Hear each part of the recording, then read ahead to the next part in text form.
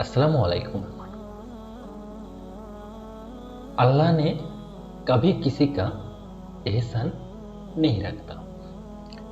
আমি যদি এর বাংলা করি তাহলে যেটা হবে যে আল্লাহ কখনো কারো এহসান রাখেন না। মানে আরও যদি সহজভাবে বলতে চাই, মানে বোঝার জন্য যদি বলতে চাই, তাহলে আমি বলতে পারি যে আপনি যদি কারোর প্রতি এহসান করেন তাহলে তার এগেইনস্টে আপনি কিছু একটা পাবেন। না, আপনি এহসান করেছেন, তার পরিবর্তে আপনি কিছু একটা পাচ্ছেন, এবং কার পক্ষ থেকে পাচ্ছেন সেটা হলো আল্লাহর পক্ষ থেকে।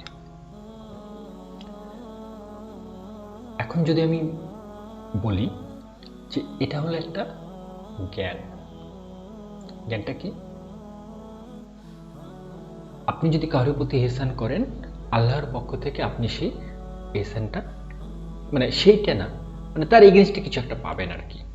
আপনি এহসান করলেন, তার এগেনস্টে আল্লাহর পক্ষ থেকে কিছু একটা পাবেন, মানে ভালো কিছু অবশ্যই।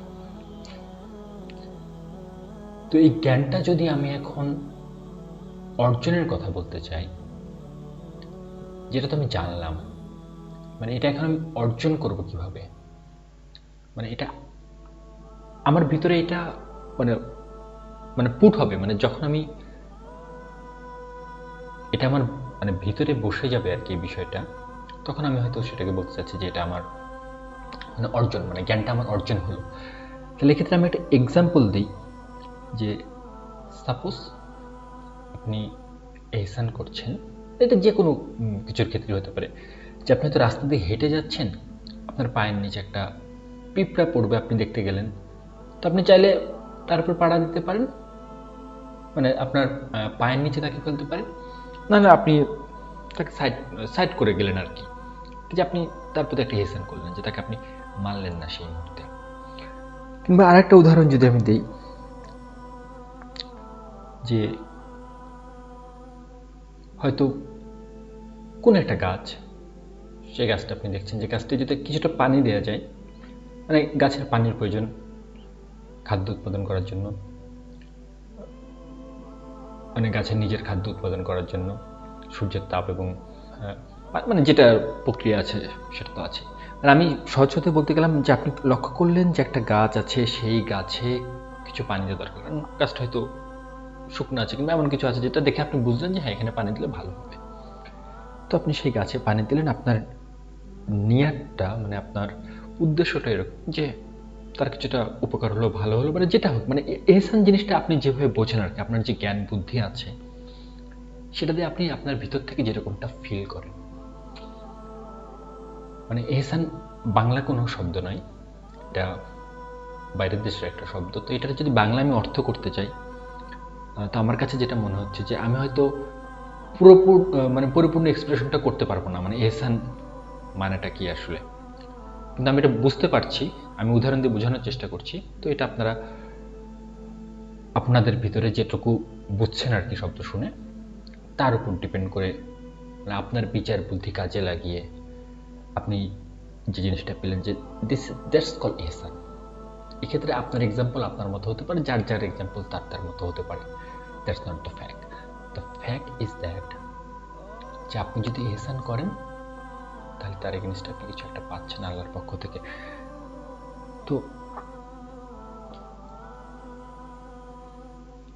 এটি টেস্ট করার জন্য, মানে এই জ্ঞানটা অর্জন করার জন্য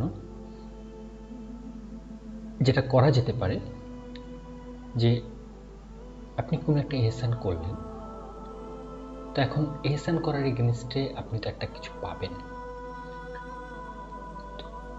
এই জিনিসটা মানে স্বাভাবিক ক্ষেত্রে যেটা হতে পারে যে হয়তো আমি বুঝতে নাও পারি যে আমি যে একটা কাজ করলাম তার এগেনস্টে আমি কখন পাই, মানে পেলাম আর কি, আমি বিষয়টা ধরতে নাও পারি আর কি। তো সেক্ষেত্রে আমরা কিন্তু আল্লাহর কাছে একটু হেল্প চাইতে পারি, আল্লাহর কাছে সাহায্য চাইতে পারি এইভাবে যে আল্লাহ, আমি তো এই এহসানটা করলাম, এর এগেনস্টে যখন আপনি আমাকে কিছু একটা দিবেন, মানে আমার প্রতি হয়তো একটা এহসান করা হবে, সেটা আপনি কাইন্ডলি তখন আমাকে একটু কাইন্ডলি মনে করাই দিয়ে, যে ওই যে তুমি তখন এহসানটা করছিলা, তার এগেনস্টে তুমি এটা পাইলা। তো এটা হলে যেটা হবে যে সাভারাল টাইম যদি আপনি এটা করেন এবং সেমভাবে যদি ফিডব্যাক আসে আল্লাহর পক্ষ থেকে, যদি আপনার ওই সময় আল্লাহ মনে করিয়ে দেয়, কিংবা আপনি আপনার মতো করে আপনার আল্লাহকে বললেন কি যে এই যে একটা এহসান করলাম, এর এগেইনস্টে আপনি যখন একটা কিছু দিবেন আমাকে, তখন সেটা আমাকে মানে এটা আপনার মতো করে আপনি আপনার আল্লাহর কাছে এক্সপ্রেস করলেন। আমি হয়তো বলছি যে আল্লাহ আপনি আমাকে মনে করাই দেন, কারণ যদি আল্লাহ আমাকে ওই সময় মনে করাই দেয়, তাহলে আমি বুঝতে পারবো কি যে হ্যাঁ, আমি যে জিনিসটা জেনেছিলাম যে যদি আমি কারোর প্রতি ইহসান করি তার এগেইনস্টে আমি কিছু একটা পাবো। তো এটা যখন আপনি সাভারাল টাইমস টেস্ট করার পরে যখন দেখলেন যে হ্যাঁ, এই বিষয়টা বারবার হচ্ছে আর কি, যে আপনি যখন ইহসান করছেন তার এগেইনস্টে আল্লাহ কিছু আপনাকে একটা দিচ্ছে, তখন এটা একটা এই জ্ঞানটা আপনার অর্জন হয়ে গেল। এরপরে আপনি মানে যখনই কারোর প্রতি ইহসান করবেন, তখন আপনি অটোমেটিক জানবেন যে হ্যাঁ, এর এগেইনস্টে আল্লাহ কিছু একটা আমাকে দিবে আর কি। তো প্রথম দিকে মানে প্রথম সময়ে এটা আপনি কিন্তু এভাবে আপনার আল্লাহর সাহায্য নিয়ে, কারণ আপনি আল্লাহকে ডাকলে আল্লাহ সাড়া দেবে। এটা করে আপনি এটা টেস্ট করে নিতে পারেন আর কি।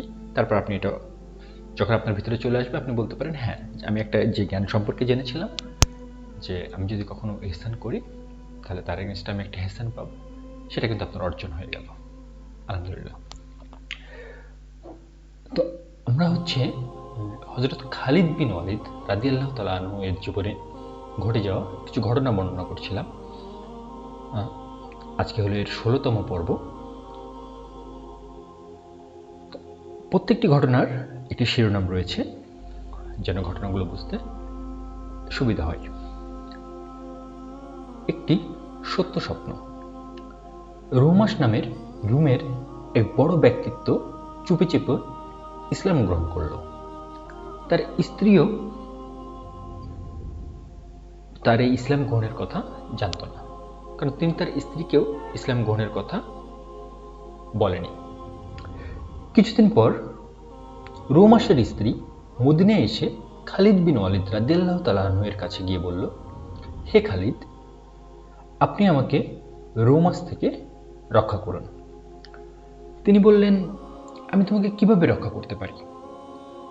রোমাসের স্ত্রী বলল, গতরাতে আমার কাছে চন্দ্রের চেয়ে অধিক উজ্জ্বল চেহারা বিশিষ্ট এক অপূর্ব লোক আসলো। আমি জিজ্ঞাসা করলাম, আপনি কে? তিনি বললেন, মুহাম্মদ। অতঃপর আমাকে ইসলামের দাওয়াত দিলে আমি ইসলাম গ্রহণ করি। যাওয়ার সময় আমাকে দুটি সূরা শিক্ষা দিয়ে যান। স্বপ্ন শুনে খালিদ বিন ওয়ালিদ রাদিয়াল্লাহু তাআলা আনহু অবাক হয়ে তর্জমান বা দোভাষীকে বললেন, মহিলাকে উক্ত সূরাদ্বয় পড়তে বলো। ফলে মহিলা সূরা ফাতিহা ও সূরা ইখলাস পাঠ করে এবং কালেমায়ে তাইয়্যিবা ও কালেমায়ে শাহাদাত উচ্চারণ করে। এখানে আমরা যেটা দেখতে পাচ্ছি আর কি, যে একজন মহিলা যার স্বামী অলরেডি ইসলাম ধর্ম গ্রহণ করেছে, কিন্তু সেটা তার স্ত্রীর কাছেও সে প্রকাশ করেনি।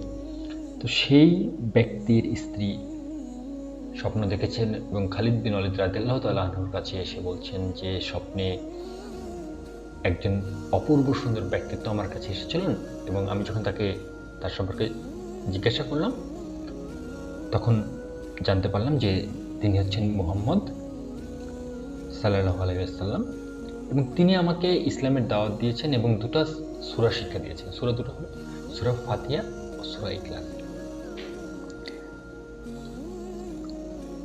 আমরা এখান থেকে যেটা দেখতে পাচ্ছি আর কি, মানে একদম সহজ দৃশ্যমান যে জিনিসটা, সেটা হলো যে নবীজি কিন্তু তাহলে স্বপ্নে আসেন। আলহামদুলিল্লাহ, আলহামদুলিল্লাহ। এবং এরপরে দুটো সূরা সম্পর্কে আমরা জানলাম, একটা হলো সূরা ফাতিহা, একটা হলো সূরা ইখলাস। মানে এই দুটো সূরা সেই মহিলাকে শিক্ষা দিয়ে গিয়েছেন আর কি। এরপরে মহিলা বলল, হে ভাই খালিদ, হয়তো আমার স্বামী মুসলমান হয়ে আমাকে নিয়ে ঘর সংসার করবে, অন্যথায় সে যেন আমাকে মুসলমানদের মাঝে রেখে যায়। আমি মুসলমানদের সাথে জীবনযাপন করতে চাই। তার কথা শুনে খালিদ বিন ওয়ালিদ রাদিয়াল্লাহু তাআলা আনহু হেসে ফেললেন এবং বললেন, আরে বোন, তোমার স্বামী তো তোমার আগেই মুসলমান হয়ে গেছে। এবার মহিলা স্বস্তির নিঃশ্বাস ফেলল এবং আল্লাহর কৃতজ্ঞতা প্রকাশ করে হাসি মুখে বাড়ি ফেললেন। আলহামদুলিল্লাহ। তো এখানে আমরা দেখলাম যে সেই মহিলা এতটাই দৃঢ় ছিল যে সে তো মুসলমান হয়েইছে, তো এখন যদি তার স্বামী তাকে গ্রহণ করে তাহলে তার স্বামীকে মুসলমান হয়ে তার সাথে থাকতে হবে, অথবা সে মুসলমানদের মাঝে গিয়ে মুসলমানদের সাথে থাকবেন। মানে ইসলামের জন্য সে তার স্বামীকে ছাড়তেও বিন্দু পরিমাণ দ্বিধাবোধ করছেন না। আলহামদুলিল্লাহ। আমার কাছে মনে হচ্ছে যে এটা একটা অনেক বড় ডেডিকেশনের উদাহরণ।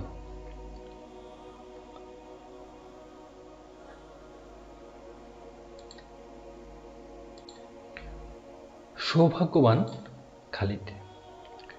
ইসলামের ঝান্ডা সমুন্নতকারী হযরত খালিদ বিন ওয়ালিদ রাদিয়াল্লাহু তাআলা আনহু এর মৃত্যুর পর বনু মাখজুমের কবি হিশাম ইবনুল বুখতারি আমিরুল মুমিনিন ওমর রাদিয়াল্লাহু তাআলা আনহু এর দরবারে উপস্থিত হলো।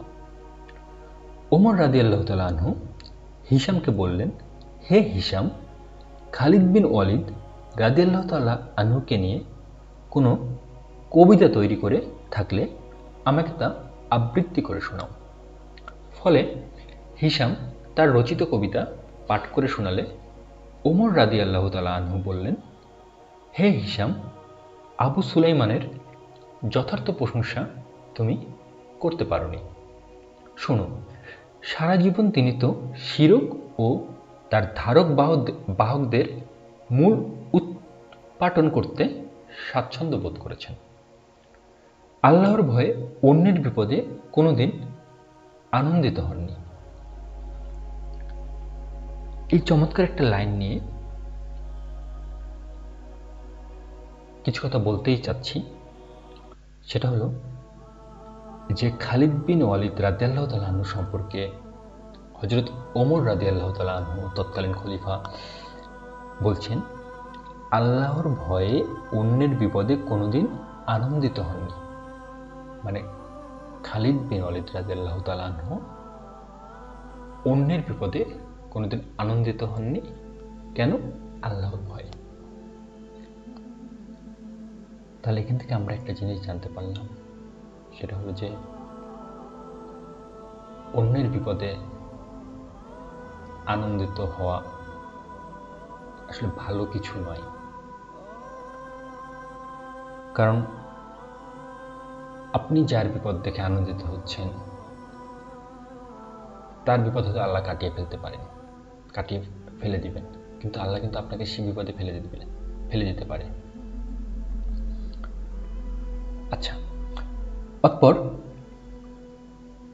বনু তামিমের এক কবির বরাত দিয়ে তার কবিতার কয়েক লাইন পাঠ করে, যার মর্মার্থ এই, যে মরে গেছে তাকে না, বরং যে বেঁচে আছে তাকে বলো, মৃত্যুর প্রস্তুতি গ্রহণ করো, কেননা তুমিও সে পথের পথিক। থাকতে সময় কিছু না করলে অর্জন, আফসোস করবে অধিক। তার জীবন তো জীবনই না, যে আমার লোকের উপকার পাওয়ার আশা করে। লম্বা হায়াত পেয়েও মৃত্যুর পর আমার চেয়ে বিলম্বে জান্নাতে প্রবেশ করে। হযরত খালিদ বিন ওয়ালিদ রাদিয়াল্লাহু তাআলা আনহুকে নিয়ে বনু তামিমের এক কবির বরাত দিয়ে এই কবিতার কয়েক লাইন হযরত ওমর রাদিয়াল্লাহু তাআলা আনহু পাঠ করেন। পরিশেষে ওমর রাদিয়াল্লাহু তাআলা আনহু বললেন, আল্লাহ তাআলা আবু সুলাইমানের প্রতি রহম করুন।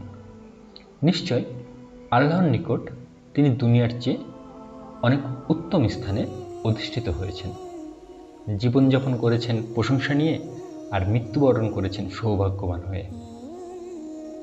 অথচ আমি দেখছি যুক্তা স্বীকার করছে না। আরও চমৎকার দুটো বিষয় এখান থেকে বলা যেতে পারে সেটা হলো যে খালিদ বিন ওয়ালিদ রাদিয়াল্লাহু তাআলা আনহু জীবনযাপন করেছেন প্রশংসা নিয়ে, আর মৃত্যুবরণ করেছেন সৌভাগ্যবান হয়ে। আলহামদুলিল্লাহ, মানে তার যে জীবনটা ছিল সেটা একটা প্রশংসাময় জীবন ছিল। এখানে একটা বিষয় বলা যেতে পারে সেটা হলো যে মানুষের প্রশংসা কিন্তু আমরা করতে পারি, কারণ মানুষের যে প্রাপ্ত প্রশংসা সেটা মানুষকে দিতে হবে, আর তার অধিক যদি বলা হয় সেটা হলো তোষামোদী। ধরেন যার যে প্রশংসা পাওয়ার যোগ্যতা যার নেই, তারপরেও যদি তাকে সেই প্রশংসা করা হয় সেটা হলো তোষামোদী। কিন্তু মানুষের যে প্রাপ্ত প্রশংসা সেটা কিন্তু মানুষকে দিতে হবে। কেউ যদি আপনার প্রাপ্ত প্রশংসা আপনাকে না দেয়, তাহলে বুঝতে হবে হয় সে আপনার শত্রু, অথবা সে প্রশংসা করতে জানে না। তো আজকের মতো ঘটনা এখানেই শেষ। ভালো থাকবেন, ধন্যবাদ।